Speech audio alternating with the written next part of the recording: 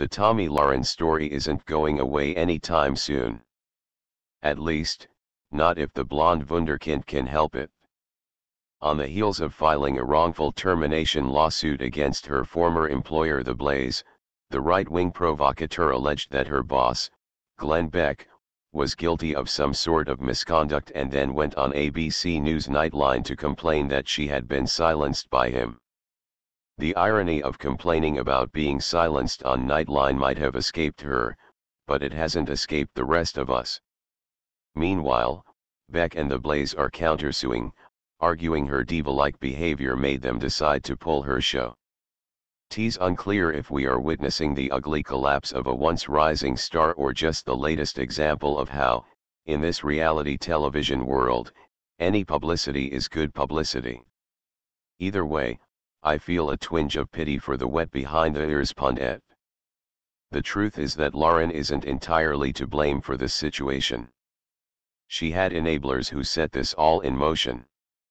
If you're unfamiliar with the backstory, a 21-year-old Lahren met with the head of One America News Network 3 years ago and immediately landed a job hosting her own show.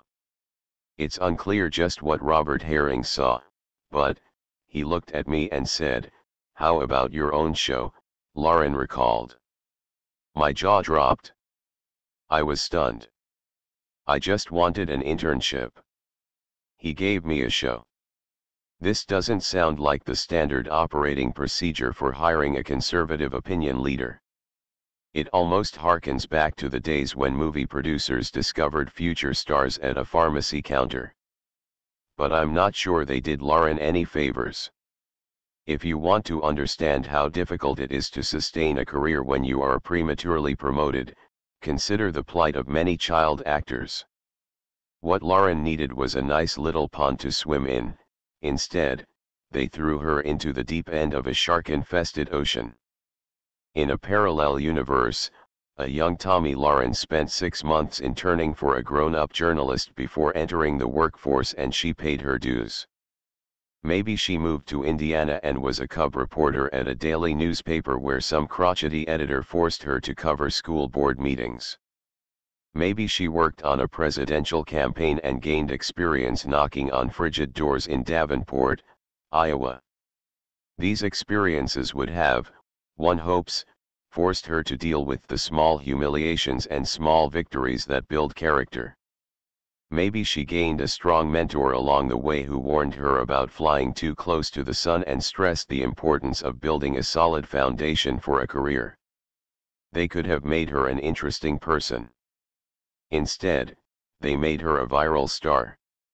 From there, she landed a job working for Glenn Beck, a man who arguably did as much as anyone to contribute to the paranoia that plagued much of the right during the Obama years.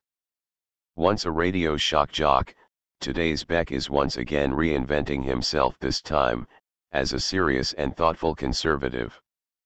Appropriately, though, Lahren serves as an extension of the negative legacy Beck bestowed on conservatism.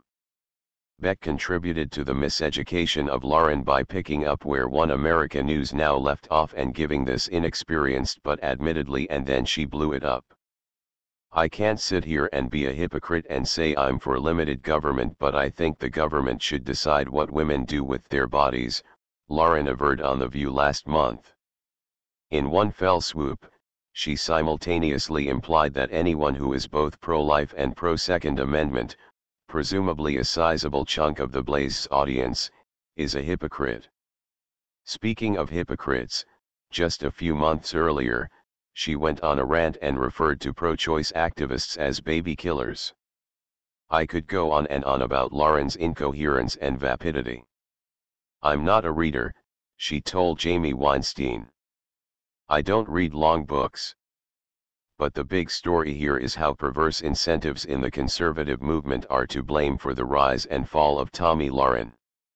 It's hard to blame a 21-year-old for not turning down a huge opportunity.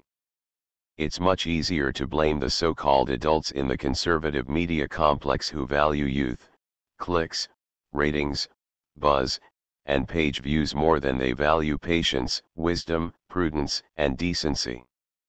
Glenn Beck helped create her. he shouldn't be surprised that his Frankenstein eventually turned against him. Yeah.